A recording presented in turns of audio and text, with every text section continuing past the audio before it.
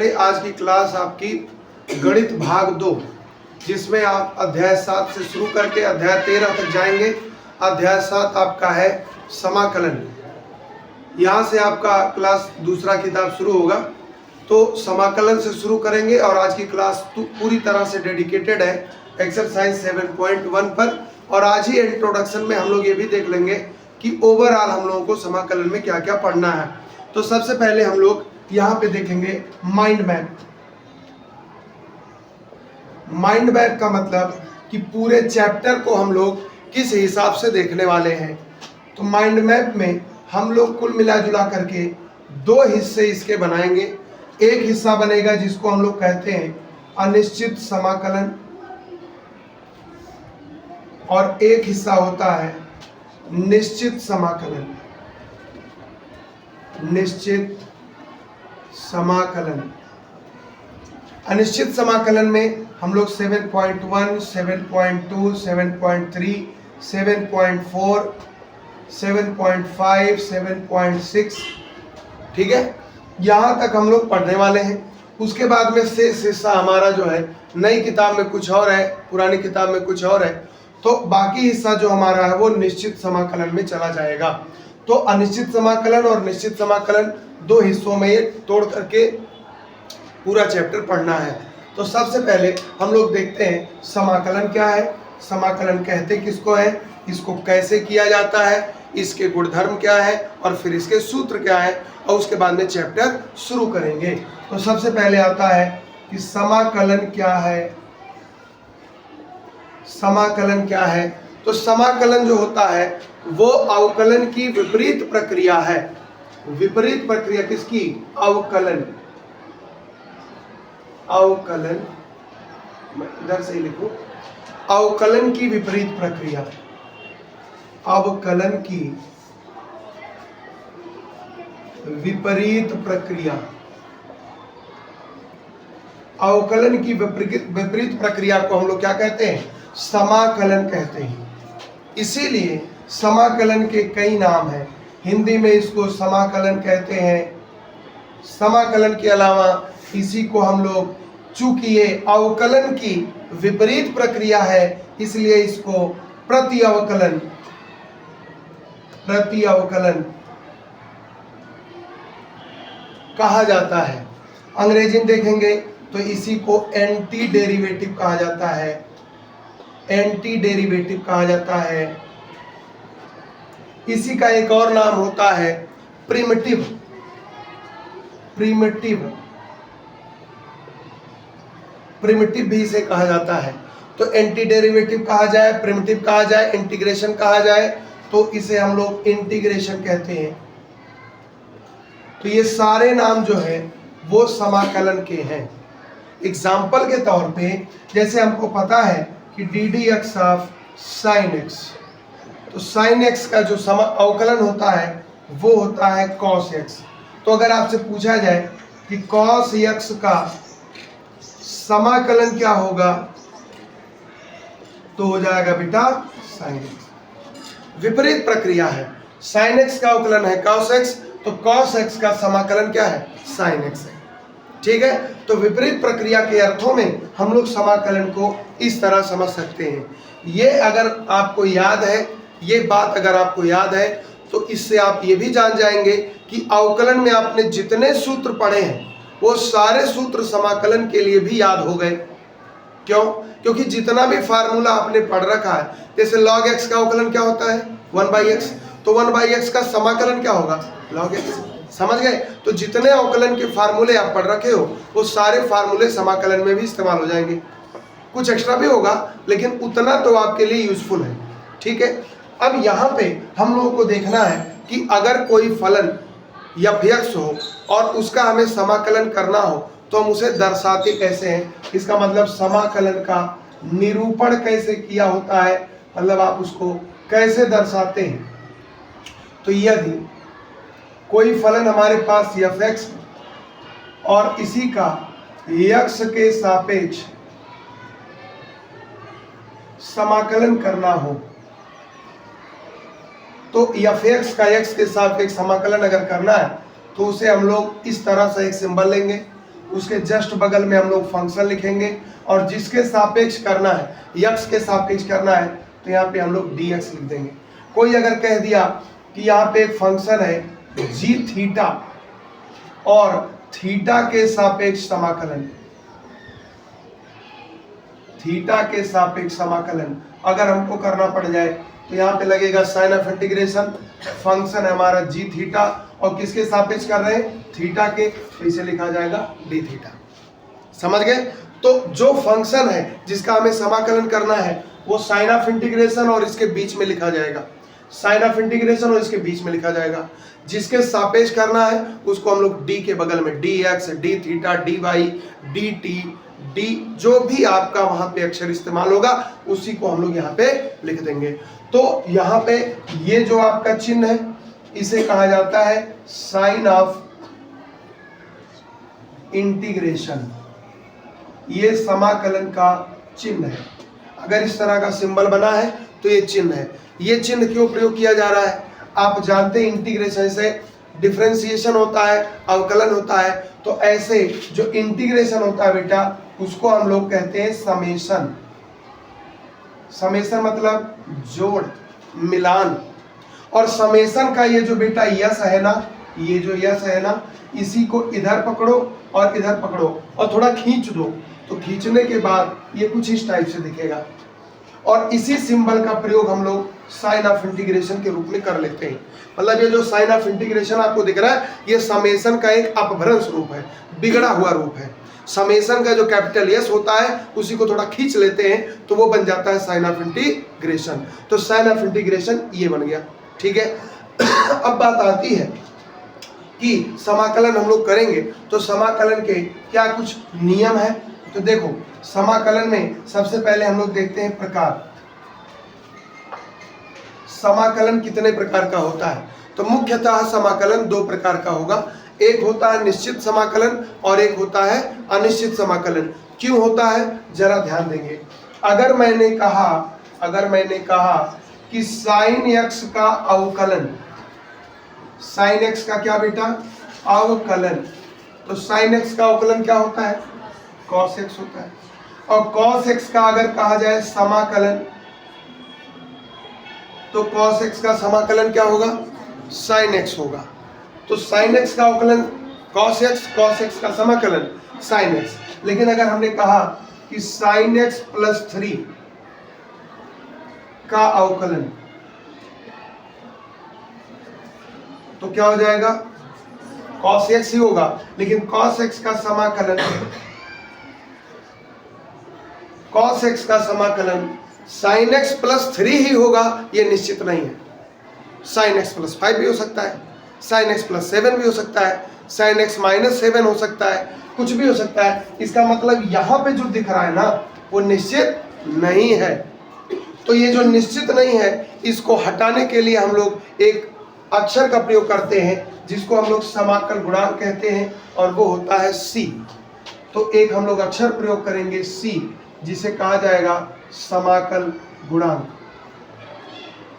समाकल गुणांक capital C. और ये हर अनिश्चित समाकलन के बाद में प्रयोग कर लिया जाता है। जैसे यहाँ पे हमने इंटीग्रेशन किया कॉस एक्स का, तो कॉस एक्स का समाकलन होता है साइन एक्स।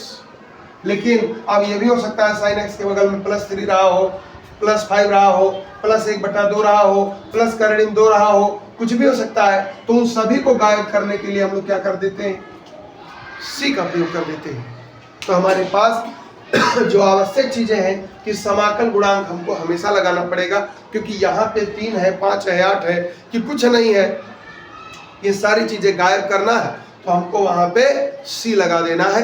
तो वही सी अनिश्चितता पैदा करता है कि कौन सा मान है ये क्लियर नहीं है, तो इसीलिए हम कह देते हैं कि ये जो सी है वो हमारा समाकल गुणांक है। और इसे कहा जाता है बेटा arbitrary constant, arbitrary constant. Arbitrary constant का मतलब होता है बेटा स्वेच्छ अचर।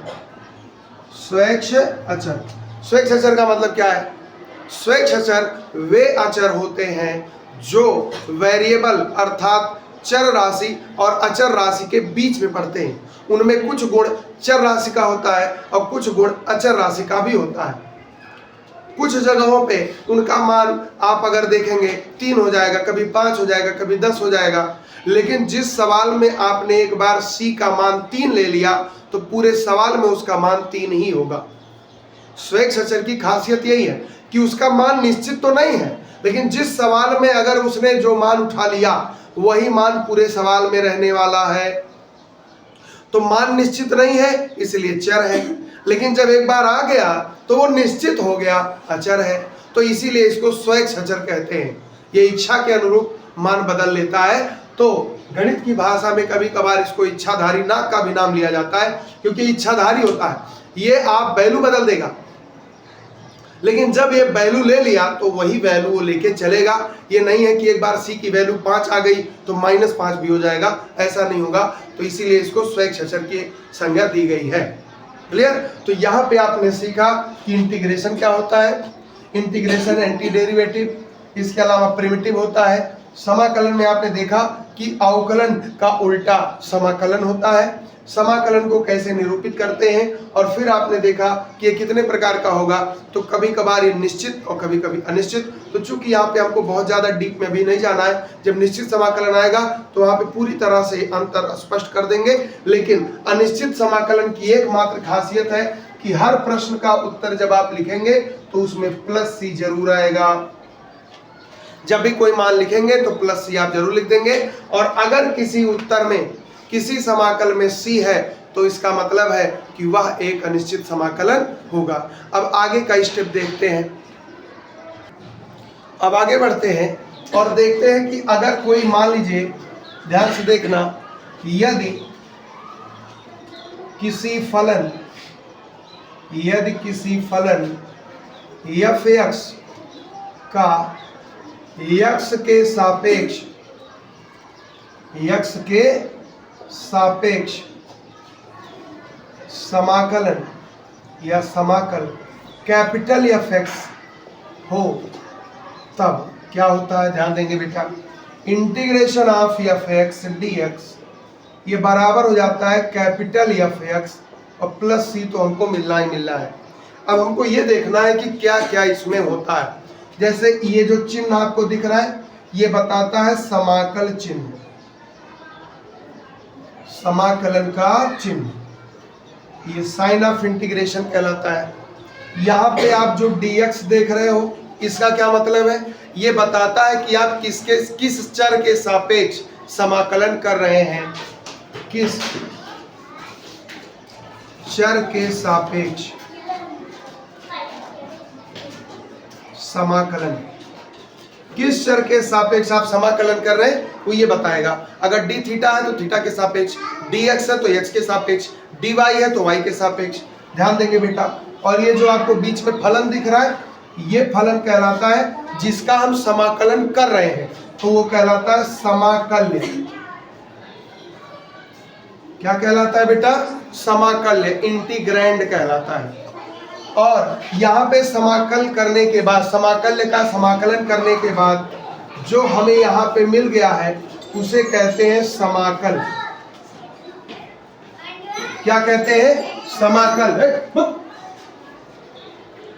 इसे क्या कहते हैं? समाकल कहते हैं। और ध्यान देंगे बेटा, ये जो c है इसे क्या कहते हैं? समाकल गुणांक। ये सब आपको शब्दावलियां पता होनी चाहिए। और क्या? समाकल्य से समाकल प्राप्त करने की ये जो संपूर्ण प्रक्रिया होती है इसी को कहा जाता है समाकलन। क्या कहा जाता है बेटा? समाकलन। तो आपको ये सारा चीज क्लियर होना चाहिए कि कौन सी शब्दावली किसको क्या कहा जाता है, वो आपको स्पष्ट होना चाहिए। तो यहाँ पे आपको साफ साफ दिख रहा है कि कौन क्या है। ठीक है, अब आगे बढ़ते हैं और देखते हैं कि समाकलन का बीजगणित, समाकलन का बीजगणित क्या मतलब है। सबसे पहली चीज, अगर इंटीग्रेशन लगा है और दो फंक्शन आ जाए f(x) + gx और इसका समाकलन करना पड़ जाए तो हम लोग क्या करते हैं बेटा? ये इंटीग्रेशन अंदर जाएगा, dx अंदर आएगा, अलग अलग होगा। fx का समाकलन फिर gx का समाकलन। अगर किसी फलन में यहां माइनस लगा हो तो यहां माइनस लग जाएगा। दूसरा, अगर आप देखें साइन ऑफ इंटीग्रेशन और कोई भी कांस्टेंट आ जाए और फिर समाकलन करना हो तो यहाँ पे बेटा कांस्टेंट बाहर ले लोगे और समाकलन केवल fx का होगा। ठीक है, ये दो चीजें हो गई। तो खास तौर पे यहाँ पे यही दोनों चीजें आपको जाननी है। इसके अलावा यहाँ पे u बाई वी केस नहीं लगता है। f1 इंटू f2 जब आप पढ़ेंगे तो वो आपका चला जाता है खंडशः समाकलन की स्थिति में, तो वो आपको नहीं, केवल आपको यही 3 बातें याद रखनी है, बाकी ज़्यादा कुछ इसमें नियम आप नहीं अप्लाई कर सकते हैं। ठीक है बहुत ज़्यादा इसमें नियम नहीं अप्लाई कर सकते हैं। ये 2 काम आप कर सकते हो और 1 काम ये कर सकते हैं, बाकी आप कोई काम नहीं कर सकते। u बाई वी फार्मूला नहीं लगता है।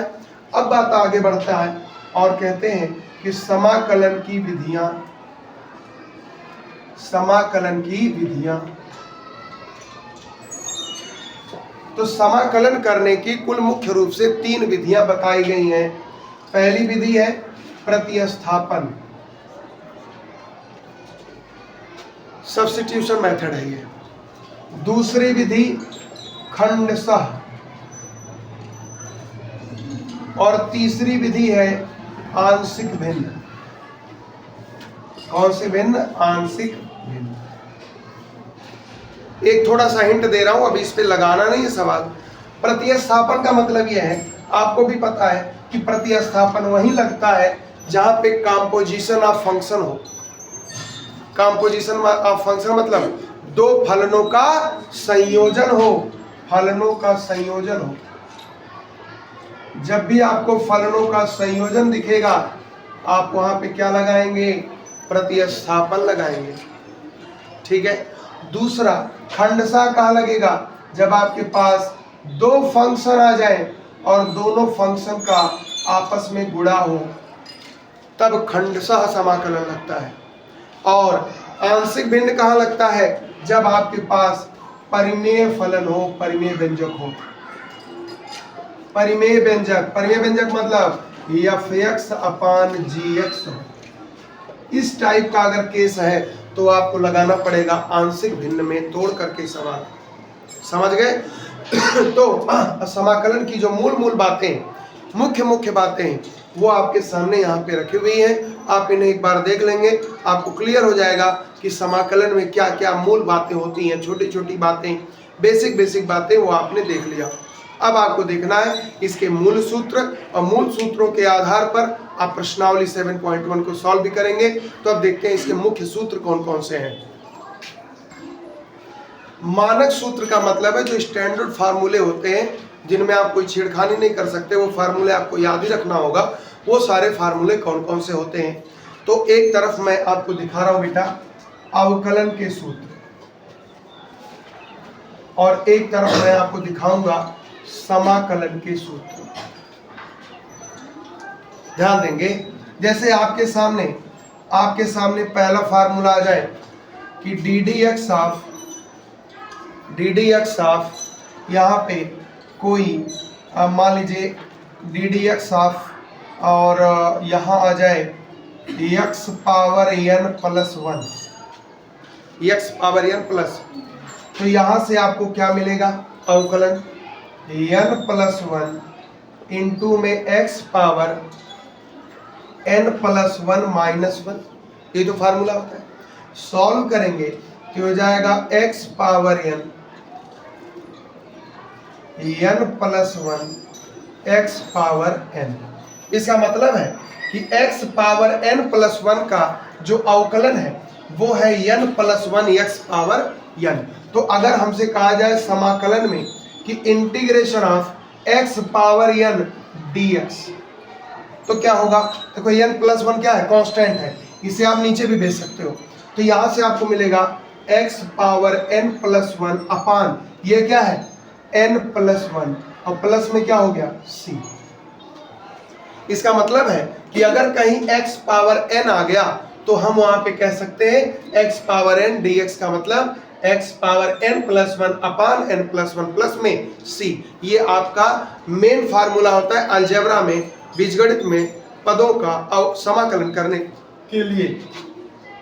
बीजगणित के बाद आता है बेटा, आप यहाँ पे देख सकते हैं त्रिकोणमिति फलन उठाते हैं। तो त्रिकोणमिति फलन में पहला फलन आपका है, मान लीजिए sin x। तो sin x का अवकलन क्या होता है, बोलो, cos x। तो यहाँ पे अगर आपसे कहा जाए कि cos x का समाकलन क्या होगा, sin x, और c आप जानते हैं हमेशा रहेगा, क्योंकि यहाँ पे sin x हो या sin x प्लस 3 हो या sin x प्लस 5 हो, sin x प्लस 7 हो, कुछ भी हो, उसका c cos x ही आएगा। तो इसके आगे अगर कुछ है चाहे ना हो तो उसको हटाने के लिए हम लोग क्या लगा देते हैं, c। अनिश्चित समाकलन का ये पहचान है। फिर देखो बेटा, D d x of cos x, cos x का क्या होगा, माइनस साइन x। तो अगर आपसे पूछा जाए कि sin x का समाकलन क्या होगा, तो ये तो माइनस पक्षांतर कर दोगे तो यह आ जाएगा minus cos x plus c। समझ गए। फिर तीसरा के बाद चौथा देखते हैं। चौथा देखते हैं, d d x of sine x हो गया, cos x हो गया, फिर क्या है, tan x। tan x का अवकलन क्या होता है बेटा, sec स्क्वायर x। तो sec स्क्वायर x का समाकलन क्या होगा, tan x। समझ में आ रही है बात। फिर इसके बाद आता है D d x of tan x के बाद cot x। cot x का क्या होता है, माइनस कोसेक स्क्वायर x। तो यहाँ पे हमारा अगर पूछा जाए कि कोसेक स्क्वायर x का समाकलन क्या होगा, तो माइनस में cot x, ये माइनस ट्रांसफर मार देंगे। फिर छठवां देखेंगे, D d x of cot x के बाद में क्या आएगा बेटा, sec x। तो sec x का क्या होता है, sec x इंटू में tan x। तो अगर हमें इसका समाकलन बताना हो, integration of sec x into में tan x dx, तो इसका समाकलन क्या होगा बच्चा, sec x। क्या होगा, sec x होगा। सातवां देखते हैं, d d x of sec x के बाद क्या आएगा, cosec x। cosec x का क्या होता है, minus cosec x into cot x। तो अगर हमें इसका समाकलन करना हो cosec x into cot x का, तो समाकलन क्या हो जाएगा बेटा, minus cosec x plus c। Formula समझ में आ रहा है। इधर वाले जितने हैं वो इसका रिवर्स देंगे तो समाकलन की वैल्यू होगी। ठीक है, तो आपने अलजेब्रिकल फंक्शन है ना, और साथ ही साथ आपने त्रिकोणमिति, ये दो फलन आपने निपटा दिया। अब आगे बढ़ते हैं और देखते हैं आईटीएफ फंक्शन जो होता है आपका, उसके समाकलन कैसे निकलेंगे। अब देखते हैं आठवां क्या कह रहा है, D d x of sine inverse x. Sine inverse x का क्या होता है, 1/√1 माइनस। तो अगर आपसे पूछा जाए समाकलन इसी का, integration of 1/√1 minus x square, तो इसका क्या हो जाएगा, साइन इनवर्स एक्स प्लस सी। फार्मूला इसलिए ऐसा लिखा रहे हैं कि आपको जो भी 10-15 फार्मूला याद हो अवकलन का, उसी का इस्तेमाल करके आप समाकलन में भी सीख लो। तो -1/x² हो गया। अब अगर आपसे कहा जाए कि -1/√1 माइनस x², तो इसे हम लोग क्या लिखेंगे, कॉस इनवर्स, क्या लिखेंगे, कॉस इनवर्स। फिर देखते हैं भाई, D d x of tan inverse x। tan inverse x होता है 1/1 प्लस x²। तो ये बेटा फार्मूला बनेगा 1/1 प्लस x² dx। तो ये हो जाएगा बेटा tan inverse x plus c। फिर आगे बढ़ते हैं, tan इनवर्स x के बाद क्या आता है बेटा, cot inverse x। cot inverse x का क्या होगा, -1/1 प्लस x²। तो यहाँ पे cot इनवर्स x लाना है, -1/1 प्लस x² dx। ये बराबर हो जाएगा cot inverse x plus c। ठीक है, आसान है। बराबर देखिए फार्मूला तैयार होगा, d d x of cot inverse x के बाद sec inverse x, sec inverse x 1/x under root x square minus 1। तो यहाँ पे फार्मूला देखिएगा, integration 1/x under root x square minus 1 dx बराबर sec inverse x plus c. इसके बाद अगर आप देखिए 13 नंबर formula d d x of cosec inverse x हो जाता है -1 x under root x square minus 1। तो यहां से आपका फार्मूला बनेगा integration of -1/x under root x square minus 1 dx हो जाएगा बेटा कोसेक इनवर्स एक्स प्लस। तो यहाँ पे आप देख सकते हैं कि आपका आईटीएफ फंक्शन हो गया, ट्रिग्नोमेट्रिक फंक्शन हो गया, अलजेब्रिक फंक्शन हो गया। अभी अन्य फंक्शन भी देखते हैं। 14 नंबर फार्मूला क्या बनेगा, आईटीएफ हो गया, टीएफ हो गया, अलजेब्रा हो गया। अब हम लोग देखेंगे लॉगरिथम फंक्शन का। तो लॉगरिथम फंक्शन में आप जानते हैं d d x of log x base e. तो लॉग एक्स बेस ई का क्या होता है बेटा 1/x। तो अगर इसी का इंटीग्रेशन फार्मूला बनाना हो तो 1/x dx का क्या हो जाएगा log x base e plus में। क्लियर।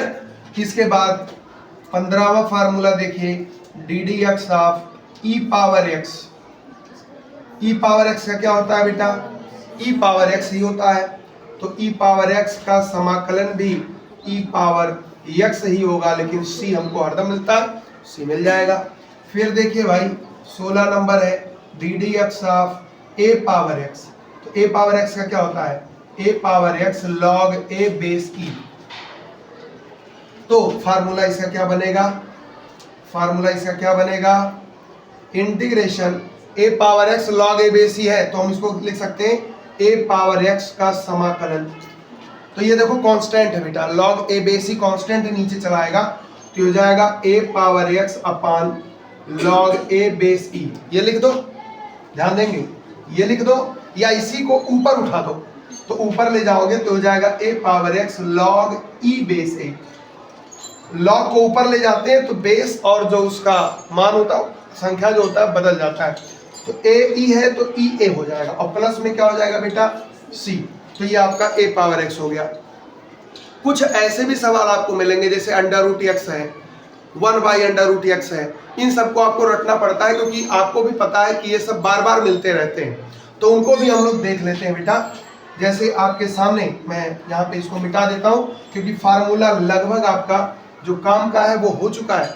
अब हमको दो फार्मूले अपने काम के लिए निकालना है। जैसे एक फार्मूला में देख लीजिएगा 17वां है, एक फार्मूला है। कौन सा फार्मूला है भाई, हमें देखना है इंटीग्रेशन ऑफ हम लोग देखेंगे under root x d x क्या होगा। ये बार बार मिलने वाला है तो इसको हम लोग निकाल के याद कर लेते हैं भाई। तो अंडर रूट एक्स का क्या होता है एक्स के पावर में 1/2। अब आप देखिए एक्स पावर एन है तो एक्स पावर एन का फार्मूला आपने पढ़ा है एक्स पावर एन प्लस 1 अपान एन प्लस 1 प्लस में सी। अब 2 1 कम 2 1 3 3/2 तो यहाँ पे हो जाएगा x पावर 3/2 बटे में भी आ जाएगा 3/2 और प्लस में। अब आप चाहें तो इस 2 को ऊपर उठा दो, तो 2 को ऊपर उठा दोगे तो एक फार्मूला मिलेगा under root x d x का मान ये ऊपर उठाओगे तो जाएगा 2/3 x पावर 3/2 प्लस सी। ये देखिए अंडर रूट एक्स का फार्मूला बन गया। ठीक है, अभी दो फार्मूले और देखेंगे, एक देखेंगे 1/√x, ठीक है, और एक देखेंगे 1/x²। तो चलिए यहाँ पे जगह है, यहाँ देख लेते हैं। अगला हम लोग देखने वाले हैं 17 के बाद 18 number formula integration of 1/√x। तो आप जानते हैं कि 1/√x को लिखा जा सकता है, ऊपर ले जाएंगे तो जाएगा x टू द पावर -1/2। बोलो बेटा, अंडर रूट मतलब 1/2, ऊपर ले गया तो -1/2। तो यहाँ पे आप देखिए फार्मूला क्या बनेगा -1/2 प्लस 1 -1/2 प्लस 1 और प्लस में देखो एक में से आधा घटा है तो क्या हो गया आधा। तो आधा अगर पावर है तो क्या हम उसको √x लिख सकते हैं। और यहाँ पे एक में से आधा घटा है तो क्या हो गया 1/2 प्लस में। तो यहाँ से हमारा फार्मूला एक तैयार होता है 1/√x dx। ये देखो 2 ऊपर जाएगा तो हो जाएगा 2√x + c। खूब जम के इसको याद रखिएगा। 1/√x dx का मान होता है 2√x dx, 2√x + c। अब एक और आखिरी देख लेते हैं। आखिरी हमारा है, ये आपका है 19वां फार्मूला। 19वां है इंटीग्रेशन ऑफ 1/x²। तो 1/x² भी बार बार मिलने वाला है, तो इसको भी देख लेते हैं। तो हो जाएगा x⁻²। बोलो, और -2 मतलब x⁻² + 1 -2 + 1 प्लस, अब आप देखो -2 + 1 मतलब x⁻−1, और यहाँ पे -1 और प्लस x⁻−1 को हम ऐसे भी लिख सकते हैं। क्यों? क्योंकि -1 माइनस बनाएगा ही, और x⁻−1 को नीचे ला सकते हो। तो यहां से आपको फार्मूला मिला 1/x² dx। कोई दिक्कत? बोलो। तो ये आपका बेसिक 19 फार्मूले ये आपको रटे होने चाहिए। इससे आप मामूली जो भी क्वेश्चन होते हैं उनको आप लगा ले जाएंगे।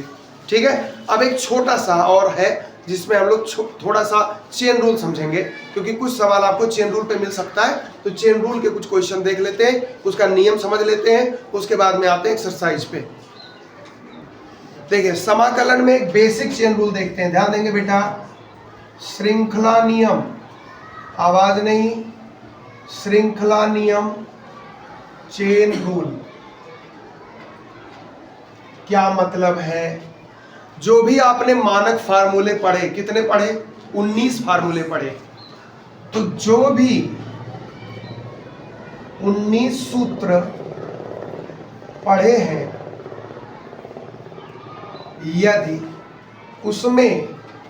उसमें x के स्थान पर, किसके स्थान पर बेटा?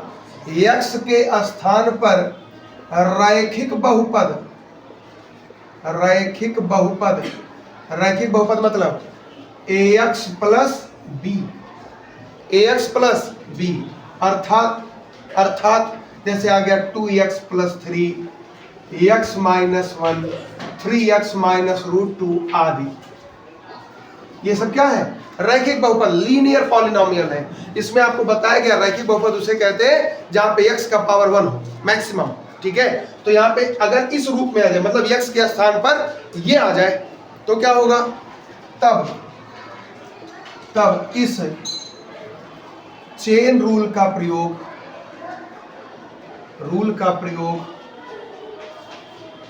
कर देते हैं।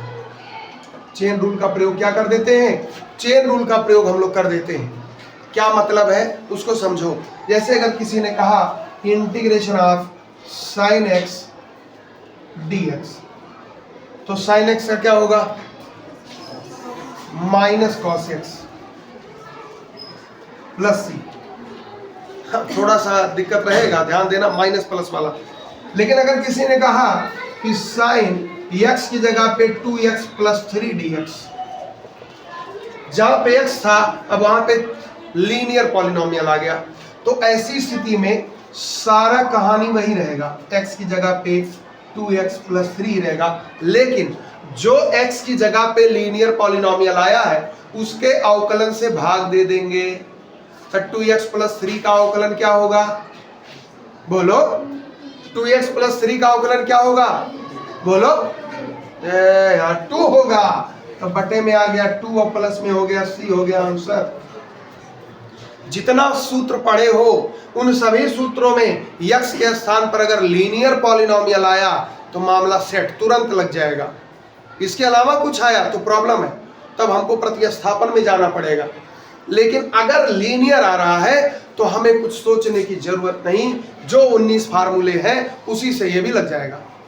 उदाहरण के लिए अगर हमारे पास फार्मूला, एक सवाल आ जाए अंडर, यहाँ पे ध्यान देंगे, 1/√5x - 4 dx। अब यहाँ पे 1/√x 2√x + c फार्मूला पढ़े हो, लेकिन √x की जगह पे x की जगह पे आ गया 5x - 4, तो इसे हम लोग क्या लिखेंगे? 2√5x - 4। बहुत बढ़िया। और 5x माइनस 4 का अवकलन क्या होगा 5, ये बटे में आ जाएगा 5 और प्लस में क्या हो गया आनी खत्म। समझ गए? तो जो भी सवाल हमारे सामने आएंगे उन्हें हम इसी चेन रूल से निपटा देंगे अगर कुछ आड़ा तिरछा हुआ, नहीं तो वो 19 फार्मूले काफी हैं। समझ गए? बोलो इतना अगर आ गया तो कर ले जाओगे। तो अब आते हैं एक्सरसाइज 7.1 और क्वेश्चन धड़ाधड़ लगाना शुरू कर देते हैं। ठीक है।